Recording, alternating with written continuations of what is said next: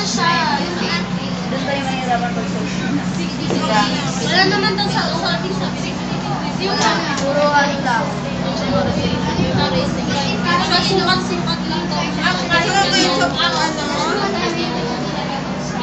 Mga shades.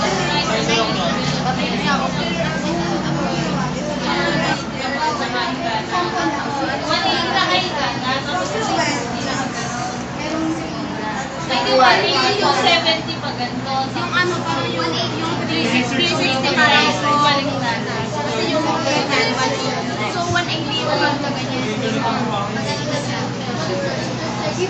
Wala naman dito yung 180 pero ayan nga yung 180. Hindi may karto.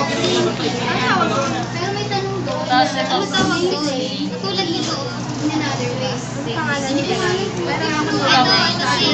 Wait lang. Sa parallel from all sides.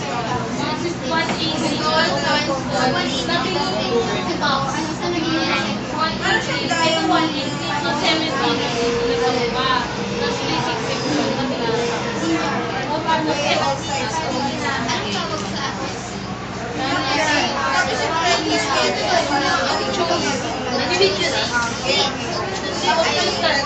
Tatlo lang kasi yung time. Hindi may Sa'yo kay mami. Ang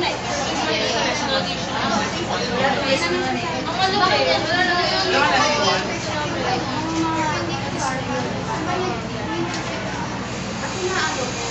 lesson 3, hindi natin nakalabas. Ano ba yung last? May problema ako. Angle. Yung line that intersects two or more lines at different points is called transversal. So, ano yung, paano yung transversal na tinatawag? Yung ano talaga, yung drawing niya. Ito is special. Kasi meron ako doon. Alam ko meron ka dito eh. Transversal. Ano yung tinatawag? Ano yung kasi yung Ito, page ano? Ayun, 101. Depende kasi sa ruler na kung saan, di ba, wait lang. Depende sa ruler ito, 50. Kailangan yung protractor. Ito yung formula yung pero hindi kailangan natin kasi ang anak ko lang yung tribes na tayo may. Grabe ko eh. Ako, tribes. Sa ano to, pag sa loob ng ganyan, ito, interior sa loob.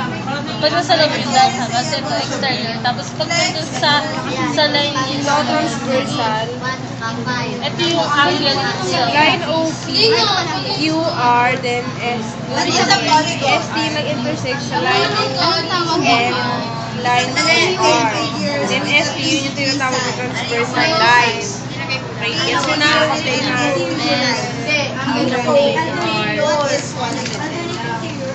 Ito, slope. Slope. Ito yung formula sa slope. Y is equal to mx plus b, which is yung m, yun yung slope. Tapos yung b, yun yung y intercept. Kasi di ba merong x, may y. Tapos ito example. Ano yung x? Tinatanong ko. Ito example. 3/4, which is in a 3/4 parallel. Parallel. Ano ba ang sabi ni ma'am? Ganito. So, paano yung Line niya pa ganito.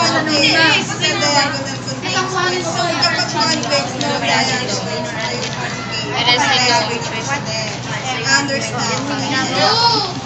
Parallel. Yun na Tapos, Four sides. Ano ba yan? pag 8 naman, Ito.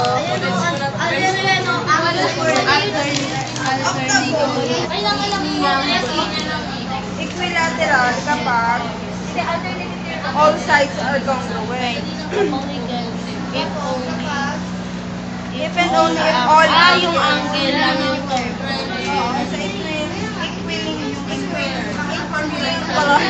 triangular. Tapos yung equilateral side, kapag sa equiangular, angle. So, dito naman sa parallel lines, alternate interior angles.